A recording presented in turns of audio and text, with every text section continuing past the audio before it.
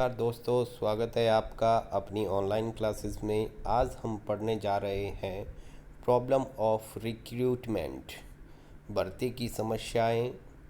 जैसा कि हमने पहले वीडियो में पढ़ा था कि भर्ती पर्सनल जो एडमिनिस्ट्रेशन है उसमें भर्ती भी खुद ही एक समस्या है और एक विशुद्ध भर्ती के सामने बहुत सारी समस्याएं आती है। तो कौन कौन सी ऐसी समस्याएं हो सकती है उसके बारे में जानने से पहले आप मेरे चैनल को लाइक करें, शेयर करें और सब्सक्राइब करना ना भूलें। तो चलते हैं भर्ती की समस्याओं के बारे में। तो मैं वापस आपको पहले वाले वीडियो की थोड़ी याद दिलवा देता हूं कि हमने दो तरह की भर्ती के जो कंसेप्ट थे वो देखे थे, जिसमें एक था सकारात्मक पॉजिटिव कंसेप्ट और दूसरा था नेगेटिव कंसेप्ट। पॉजिटिव कंसेप्ट में योग्य व्यक्तियों को भर्ती किया जाता है और नेगेटिव कंसेप्ट है वो अयोग्य भ्रष्ट लोगों को प्रशासन में एंट्री से रोकने के लिए उपयोग में लाया जाता है, ताकि कोई भ्रष्ट व्यक्ति प्रशासन में न घुस सके, ऑर्गेनाइजेशन में न घुस सके, जिससे कि ऑर्गेनाइजेशन को नुकसान हो। तो आज हम देख रहे हैं कि जो सकारात्मक भर्ती है, क्योंकि आजकल विभिन्न देशों में सकारात्मक जो कंसेप्ट है उसी को अपनाया जाता है, यानी योग्य व्यक्तियों को अपने संगठन की ओर आकर्षित करने के लिए, प्रशासन की ओर आकर्षण करने के जो उपाय हैं वो किए जाते हैं। या यूँ कहें कि जो सकारात्मक भर्ती है या जो भर्ती है वो योग्य व्यक्तियों को ऑर्गेनाइजेशन की ओर या प्रशासन की ओर आकर्षित करने का एक तरीका है, जिससे वो सरकार की नीतियों के सहयोगी बन सके और नीतियों को एक्टिवेट कर सके, एक्शन में ला सके, क्रियान्वित कर सके। इसके लिए हम भर्ती करते हैं। तो भर्ती करते हैं तो हमारे सामने कुछ, जैसे यहाँ 5 समस्याएं लिखी है, 5 समस्याएं आती है। पहली, भर्तीकर्ता की नियुक्ति की जो अपॉइंटमेंट ऑफ रिक्रूटर, यानी जो भर्ती करता है वो कौन हो सकता है। पदाधिकारियों की आवश्यक योग्यताएं, यानी जो लिए जाते हैं, जो अधिकारीगण भर्ती किए जाते हैं उनके कौन कौन सी क्वालिफ़िकेशन हो सकती है। भर्ती की प्रणाली की कौन सी हमें भर्ती की प्रणाली अपनानी है। निष्पक्ष भर्ती की बाधाएं, यानी जो निष्पक्ष भर्ती होती है उसमें कौन कौन सी बाधाएं उत्पन्न होती है।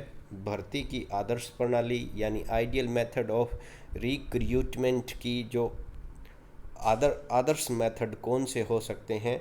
तो ये 5 समस्याएं हैं जिनका अध्ययन हम यहाँ, तो ये 5 मेथड्स हैं या 5 समस्याएं हैं भर्ती की, इनका हम विस्तार से अध्ययन हम यहाँ करने वाले हैं। तो भर्तीकर्ता की नियुक्ति, अपॉइंटमेंट ऑफ द रिक्रूटर, यानी जो भर्ती करता है उस कौन ऐसा व्यक्ति हो सकता है जो एक निष्पक्ष भर्ती कर सके।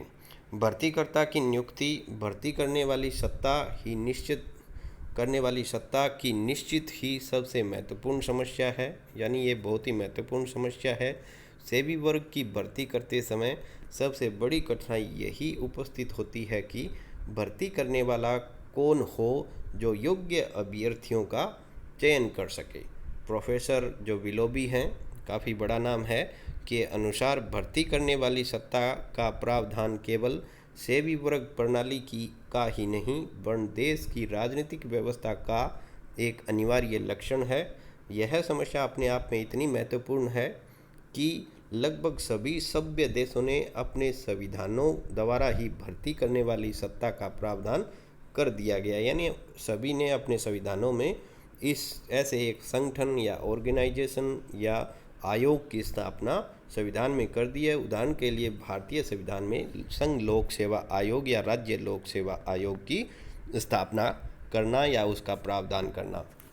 तो यानी सबसे बड़ी समस्या ऐसी होती है कि भर्तीकर्ता कौन हो जो एक निष्पक्ष रहते हुए योग्य व्यक्तियों का चयन कर सके। विलोबी कहते हैं कि ये केवल सेवी वर्ग की परेशानी नहीं है बल्कि राजनीतिक व्यवस्था का भी ये अनिवार्य लक्षण है कि ऐसे कौन से व्यक्तियों को चुना जाए जो वास्तव में प्रशासन के लिए योग्य व्यक्तियों का चुनाव कर सके। इसलिए जैसे हमारे यहाँ भारत में लोक सेवा आयोग यूपीएससी जिसको बोलते हैं, और स्टेट पीएससी जिसको बोलते हैं, पीएसई बोलते हैं जिसको स्टेट की, तो वहाँ इनकी नियुक्तियाँ ऐसे जो संगठन है उनकी नियुक्ति कर दी गई है। अब इस बारे में दो मत हैं हमारे यहाँ। आजकल अधिकांश देशों में लोक सेवा आयोग ही, सिविल सर्विसेज जो कमीशन है उसी का प्रचलन है, जो क्योंकि आजकल मैं पहले ही बता चुका हूँ कि नकारात्मकता की जगह सकारात्मक भर्ती की नीति को अधिक से अधिक बल दिया जाता है, यानी पॉजिटिव, यानी योग्य व्यक्तियों का चयन किया जा सके, और योग्य व्यक्तियों का चयन करने का काम सिविल सर्विसेज कमीशंस लोक सेवा आयोग के द्वारा किया जाता है। अब भर्ती करने वाली सत्ता कौन हो, इस संबंध में विभिन्न देशों में विभिन्न व्यवस्था की गई है, और विद्वानों के भी इसके लिए विभिन्न मत हैं, यानी अलग अलग विद्वान हैं वो अलग अलग मानते हैं कि कौन है वो भर्ती करता हो सकता है। अलग अलग मत है, तो देखते हैं कौन कौन से मत है। पहला मत है वो ये मानता है कि भर्ती करने वाली सत्ता प्रत्यक्ष जनता में निहित होनी चाहिए, क्योंकि वास्तविक प्रजातंत्र की यही डिमांड रहती है। यानी कि ये लोग मानते हैं कि प्रत्यक्ष जनता के द्वारा जैसे राजनेताओं का चुनाव होता है, उसी तरह जो भर्ती करने वाला है उसका भी चुनाव होना चाहिए, और देश की सर्वोच्च अधिकारी प्रत्यक्ष रूप से जनता द्वारा चुने जाएं।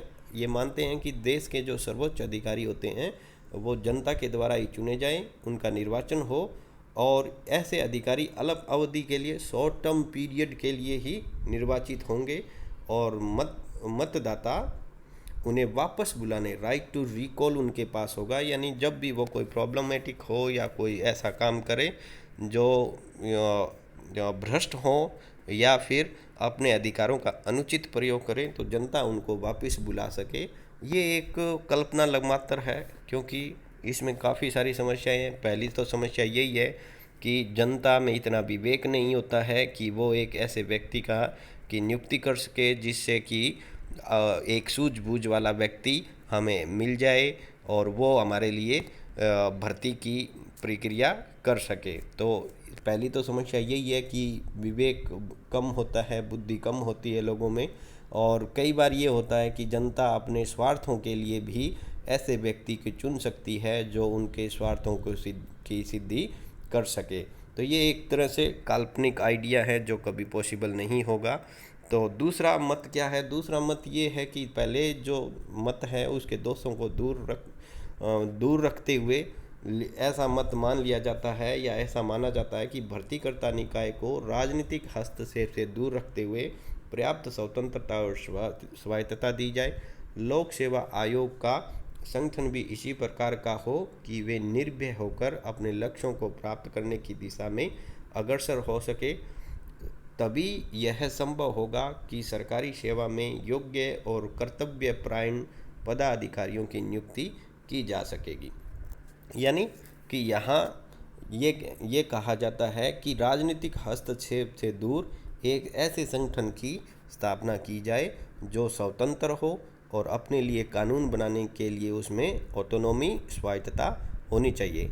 और लोक सेवा आयोग भी इसी तरह का संगठन होता है जो अपने आप को निर्भय होकर, यानी किसी के दूसरे के प्रभाव में आए बगैर सरकारी सेवा के लिए योग्य और कर्तव्यपरायण जो पदाधिकारी है उनकी नियुक्ति करते हैं। पिफनर नाम के विद्वान हैं, उनका कथन है कि मूल रूप से सरकार द्वारा भर्ती का लक्ष्य कर्मचारियों के रूप में व्यक्तियों में सरकार के लिए काम करने के लिए रुचि जागृत करना है। यानी सरकार के लिए लोग काम करें, ऐसी रुचि उनमें जागृत करना एक तरह से भर्ती का लक्ष्य होता है। कुछ विचारकों का मत है कि लोक सेवा आयोग है उसका संगठन है वो सर्वोच्च न्यायालय की भांति होना चाहिए, जैसा कि हमारा सुप्रीम कोर्ट है उसकी तरह होना चाहिए, जो एक तरह से स्वतंत्र एक बॉडी है, तो ताकि वह अपना काम स्वतंत्रतापूर्वक कार्य कर सके। इसके सदस्य भी इतने वरिष्ठ होने चाहिए कि वो अनुचित प्रभाव की उपेक्षा कर योग्यता के सही पारखी हो। यानी कुछ लोग ये भी मानते हैं कि जिस तरह से हमारा लोक सेवा आयोग है उस तरह ही हमें ऐसे करना चाहिए कि कुछ ऐसे व्यक्तियों का चुनाव करना चाहिए जो स्वतंत्रता पूर्वक, और वो चुनाव ऐसा होना चाहिए, इतने वरिष्ठ लोग होने चाहिए जो छोटे मोटे दबाव में तो आए नहीं। तो ये कुछ लोक सेवा आयोग के बारे में लोगों के विचार थे। तो लोक सेवा आयोग है वो काफ़ी काम करता है, यानी भर्ती से संबंधित नीति के बारे में राज्य सरकारों को या स्टेट सरकारों को, सेंट्रल सरकारों को परामर्श देता है, अभ्यर्थियों की परीक्षा लेने का काम करता है, उनके साक्षात्कार करता है, पदोन्नति और जो ट्रांसफ़र है उसके लिए भी परामर्श देता है, और कई बार यदि अनुशासनात्मक कार्य करने हो तो उसकी सलाह भी देता है। तो ये सारे काम एक लोक सेवा आयोग के होते हैं। तो लोक सेवा आयोग को निश्चित ही एक बड़े संगठन की तरह, स्वतंत्र और स्वायत्त संगठन की तरह स्थापना हमें करनी चाहिए। तो ये दो तरह के व्यू थे कि भर्तीकर्ता कौन हो सकता है। अब भर्तीकर्ता कौन हो गया ये तो समस्या ठीक है, हमने काफ़ी हद तक विभिन्न जो देश हैं उन्होंने सुलझा ली है कि लोक सेवा आयोग की स्थापना करके वो ऐसा कर सकते हैं। अब आता है कि जो पदाधिकारी हैं उनकी एसेंशियल क्वालिफ़िकेशंस क्या हो, यानी जो भर्ती किए हुए लोग हैं उनका योग्यता किस आधार पर मापी जा सकती है। क्योंकि आजकल सभी लोकतंत्रात्मक देशों में लोक सेवकों के लिए दो प्रकार की आवश्यक योग्यताएं निर्धारित की जाती है। यानी हम ये मान के चलते हैं कि आजकल सभी देशों में दो तरह की योग्यताएं, जैसे पहली योग्यता सामान्य और दूसरी योग्यता विशिष्ट। तो सामान्य योग्यताओं में मान लो हम ऐसे उन चीज़ों को रखते हैं जो सभी या सार्वभौमिक रूप से प्रयोग में लाई जाती है। ये योग्यता जैसे नागरिकता, अधिवास अथवा निवास यानी डोमिसाइल और रेजिडेंस, लिंग भेद तथा आयु संबंधी हम रख सकते हैं। विशिष्ट योग्यता जब देखते हैं तो विशिष्ट योग्यताओं में शिक्षा, अनुभव, प्राविधिक टेक्नोलॉजिकल नॉलेज, व्यक्तिगत विशेषता, ये हम विशेष योग्यताओं में रख सकते हैं। इसका हम आगे विस्तार से वर्णन करते हैं, देखते हैं। तो जो सामान्य योग्यताएं हैं, यानी सामान्य योग्यताएं कौन कौन सी है। नागरिकता, हर देश में ये माना जाता है कि कोई भी अधिकारी है वो उसी देश का नागरिक होना चाहिए, क्योंकि यदि दूसरे देश के नागरिकों को हम अपने ऑर्गेनाइजेशन में काम करने के लिए लेते हैं तो फिर क्या होता है कि वो एक तो कम समय के लिए देश में रहते हैं और उनकी फिर ज़्यादा झुकाव वो अपने देश की तरफ होते हैं क्योंकि वो दूसरे देश के नागरिक होते हैं, और फिर उनका लगाव इतना नहीं होता जितना कि अपने देश के लोगों में होता है। हालांकि आजकल जो आईटी सेक्टर है उसमें सिटीजनशिप की जो है वो कंसेप्ट अब थोड़ा सा धुंधला पड़ने लग गया है। उसमें जैसे भारत के नागरिक हैं वो अमेरिका जा रहे हैं, इंग्लैंड जा रहे हैं, कनाडा जा रहे हैं, वहाँ जाके काम कर रहे हैं, और कुछ सालों बाद में हालांकि वो वहाँ की नागरिकता सिटीजनशिप ले लेते हैं, लेकिन उनको जाते ही तो नहीं मिलती। तो इसलिए सिटीजनशिप, हालांकि सभी देश ये मानते हैं कि सिटीजनशिप का सिद्धांत है वो लागू होना चाहिए और अपने देश के ही लोगों को, क्योंकि उसमें राष्ट्रवाद की भावना ज़्यादा होती है। अधिवास या निवास, डोमिसाइल या रेसिडेंस अथवा डोमिसाइल के बारे में भी ये सिद्धांत है कि जो व्यक्ति है वो उसी राज्य का नागरिक हो या उसी प्रांत का नागरिक हो जहां उसको नौकरी करनी है। तो कई बार ऐसी शर्तें लगा दी जाती है। निवास संबंधी योग्यता की शर्त पूरी न कर पाने वाले के कारण बहुत सारे योग्य व्यक्ति भी कई बार प्रतियोगिता के अवसर से वंचित रह जाते हैं। हालांकि ये जैसे एक स्टेट में रेजिडेंस या यूँ मान लो एक देश में रेजिडेंस की जो योग्यता है वो कम लगाई जाती है। कुछ विशेष प्रकार की भर्तियों के लिए ही ऐसा किया जाता है, अन्यथा नहीं किया जाता है। लिंग, सेक्स यानी महिला या पुरुष, आजकल महिला और पुरुष को बराबर का दर्जा दिया जाता है, सभी को समान समझा जाता है और समान काम के लिए समान वेतन भी दिया जाता है। तो आजकल इस तरह के बहुत कम जॉब्स होते हैं जिसमें सिर्फ पुरुषों को लिया जाए या फिर केवल महिलाओं को। कुछ समय पहले सैन्य जो प्रशासन है उसमें ऐसा होता था कि केवल पुरुषों को लिया जाता था, लेकिन आजकल महिलाओं की भी भर्ती होने लग गई है। आयु, हालांकि ये एक तरह से ये अधिवास की, नागरिकता की और ये लिंग की, आयु की ये एक तरह की समस्या है, क्योंकि लोग ये तय भी नहीं कर पाते कि क्या हमें ये सारी योग्यताएं लगानी चाहिए या नहीं लगानी चाहिए। आयु के मामले में भी एक समस्या है। जैसे भारत में 18 से लेकर 28 वर्ष तक के युवाओं को नौकरी में लिया जाता है। ऐसा ही व्यवस्था हम यूके में देखते हैं, लेकिन यूएसए में, अमेरिका में लगभग 35, 45 और 53, 53 वर्ष या 55 वर्ष के व्यक्ति को भी सेवा में लिया जा सकता है, क्योंकि उनका मानना होता है कि जो व्यक्ति जब चाहे तब सरकारी सेवा या राजकीय सेवा में आ सकता है और अपना योगदान दे सकता है। तो आयु के मामले में सभी एक मत नहीं है, अलग अलग हैं, और आयु, कितनी आयु का एक अधिकारी होना चाहिए, ये भी एक समस्या रहती है। विशिष्ट योग्यताएं यानी शिक्षा, एजुकेशन की विशिष्ट योग्यता, जैसे लगभग सभी देशों में बैचलर, बीए मान लो, आर्ट्स बीएससी मान लो, बीकॉम मान लो, इस आधार पर कर्मचारी लिए जाते हैं। यदि 3rd ग्रेड या 4th ग्रेड का लेना हो तो 10वीं और 12वीं क्लास की योग्यता डिसाइड की जाती है। ये तो क्या होती है, सामान्य विशेषताएं होती है या सामान्य योग्यताएं होती है। लेकिन कुछ विशेष जो ऑक्यूपेशंस हैं या विशेष प्रोफेशनल है, उसमें क्या होता है, प्रोफेशन है उसमें जैसे डॉक्टरी है तो उसमें आपको एमबीबीएस की आवश्यकता होगी, विशेष शिक्षा की आवश्यकता होगी।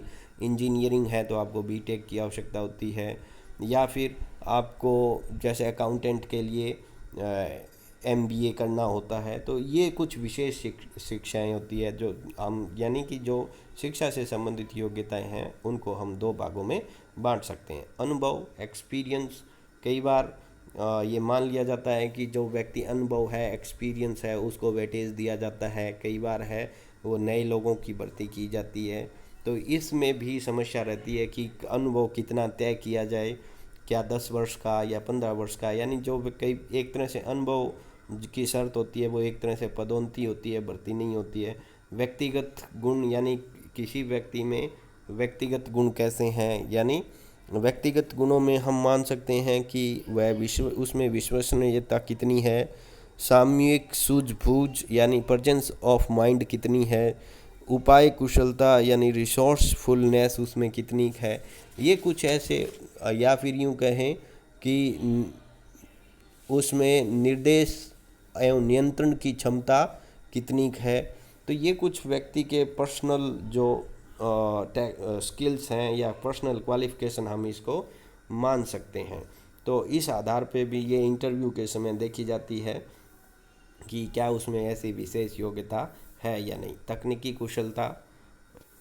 कुशलता यानी टेक्निकल स्किल्स, जब कुछ विशेष क्षेत्रों के लिए भर्ती की जाती है, जो मैंने अभी आपके सामने, जैसे डॉक्टरी, इंजीनियरिंग जैसे कुछ व्यवसाय होते हैं, उनमें तकनीकी स्किल्स का भी चेक किया जाता है और ये योग्यता डिसाइड कर दी जाती है। जैसे कंप्यूटर शिक्षक लेना है तो उसको कंप्यूटर में पीजीडीसीए या कोई अन्य डिग्री की हुई होनी, उसके इक्विवेलेंट जो भी है वो की हुई होनी चाहिए। तो कई बार तकनीकी जो कुशलता है उसकी विशेष योग्यता भर्ती में लगाई जाती है। तो ये एक समस्या है कि कौन सी योग्यता किस भर्ती के लिए लगाई जाए, सामान्य या विशिष्ट योग्यता या फिर शिक्षा, अनुभव, व्यक्तिगत गुण, तकनीकी कुशलता, इसको लेकर काफ़ी मतभेद बना रहता है।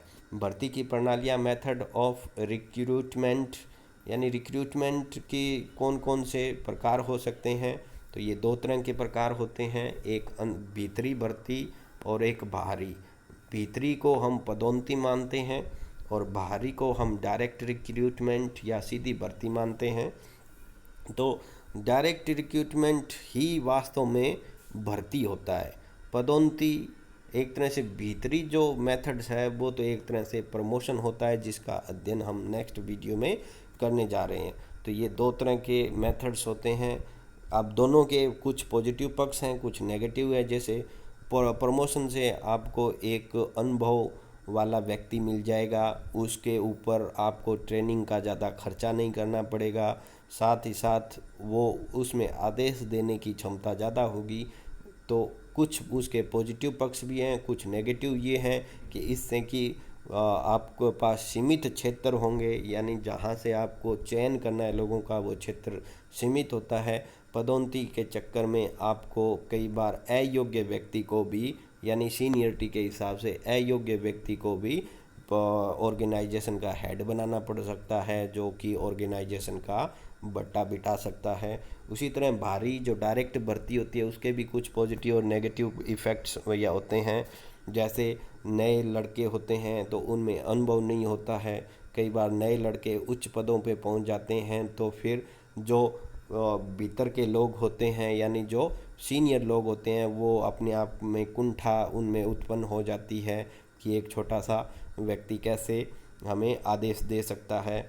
इनकी जो नया खून होता है या जो नए भर्ती किए हुए लोग होते हैं उनको ट्रेनिंग का प्रशिक्षण पे ज़्यादा खर्च करना पड़ता है। तो दोनों के कुछ पॉजिटिव और नेगेटिव एस्पेक्ट्स यहाँ देखने को मिल सकते हैं। तो ये मेथड्स थी, तो कौन सा मेथड्स अपनाया जाए इसको लेकर भी काफ़ी वाद विवाद होता रहता है। निष्पक्ष भर्ती की बाधाएं, यानी कि जैसा कि आपको पता ही है कि आज कल निष्पक्ष भर्ती करना बहुत ही मुश्किल है, क्योंकि भ्रष्टाचार एक ऐसी समस्या है जो जब से भर्ती का नियम, यानी हमने पिछले वीडियो में पढ़ा था कि भर्ती का कंसेप्ट सबसे पहले आया था पर्शिया में, तो जब से पर्शिया में शुरू हुआ है तभी से ही भ्रष्टाचार भी या भाई भतीजावाद भी आने लगा है। कई बार ये होता है कि एक पद पर कार्य करने वाले अधिकारी की नियुक्ति यदि अनुचित रूप से ली गई है तो स्वाभाविक है कि वह अपने कार्य एवं उत्तरदायित्व को पूरा करने में अवांछनीय व्यवहार करेगा, यानी वो सही तरीके से काम नहीं करेगा।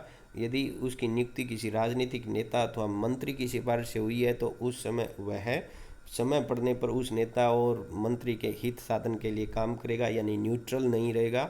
एक तरह से वो उस व्यक्ति की तरफ झुक जाएगा और अपने अधिकारों का दुरुपयोग करते समय आगा पीछा नहीं देखेगा। यानी पहली तो समस्या यही है, भ्रष्टाचार।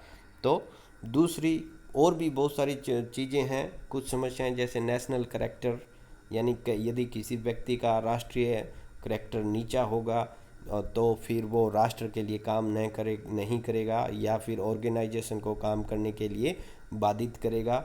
यानी राष्ट्र चरित्र की समस्याएं हैं, वो बहुत बड़ी समस्या है। तो ये देखना कि किसी व्यक्ति का राष्ट्र चरित्र कैसा है, ये भी एक बहुत बड़ा चैलेंज होता है।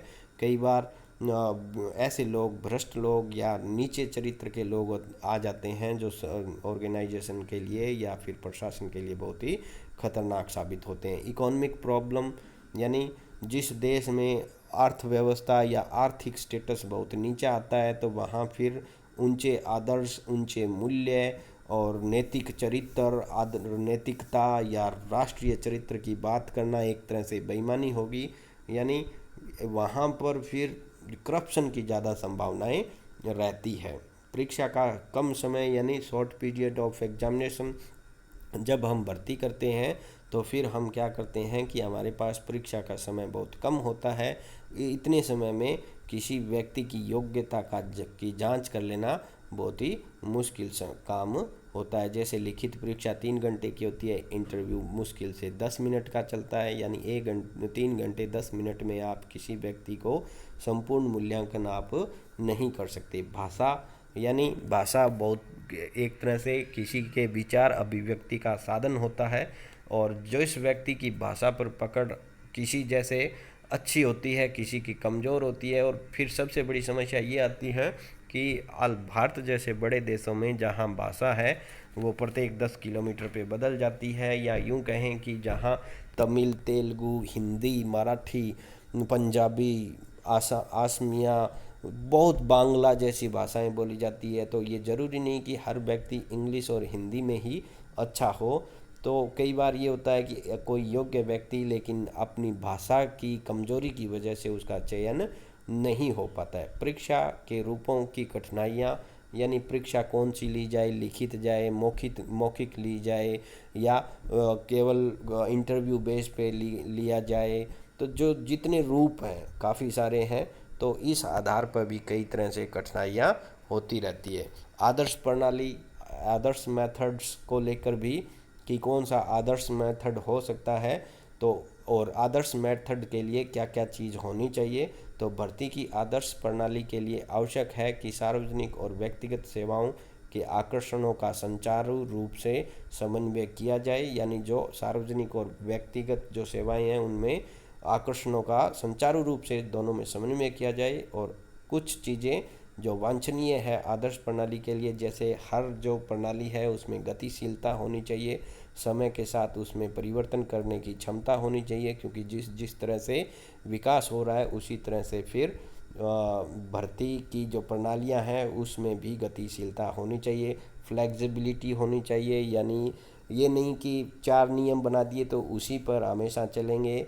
भर्ती करते समय आपको फ्लेक्सिबल होना चाहिए। हो सकता है कि आपके कुछ नियमों की वजह से योग्य व्यक्ति संगठन से बाहर रह जाए। होनेस्टी होनी चाहिए भर्ती में, ईमानदारी जो पहला गुण है, क्योंकि एक ईमानदार व्यक्ति ही एक ईमानदार ऑफिसर को अपॉइंट कर सकता है। नवीन रीति युक्ति यानी इनोवेटिव होना चाहिए, इनोवेशंस उसमें चलते रहने चाहिए। जैसे विकासशील देशों को विकसित देशों से कुछ ऐसे मेथड्स लेने चाहिए। जैसे विकसित देशों में आजकल मेथड चल रहा है कि भर्ती करते समय जो इंटरव्यू देने वाला होता है उसको पता ही नहीं चलता है कि उसका इंटरव्यू चलता है। जनरल सीधे बातें से करते रहते हैं और अंत में पता चलता है कि इंटरव्यू तो ख़त्म हो गया। तो ऐसे मान लो इनडायरेक्ट साक्षात्कार जैसे इनोवेशन भी होने चाहिए। विशेषज्ञता, एक्सपर्टाइजनेस होनी चाहिए। एक्सपर्टाइजनेस होगी तो ही आप एक अच्छे प्रशासक की नियुक्ति कर सकते हो। तो ये थी आज हमारे सामने भर्ती के सामने कौन कौन सी समस्याएं आती है। तो थैंक्स। जाने से पहले आप सभी से निवेदन है कि आप मेरे चैनल को लाइक करें, शेयर करें और अच्छा लगे तो सब्सक्राइब भी करें, ताकि और अन्य महत्वपूर्ण जानकारी आपके सामने मैं पेश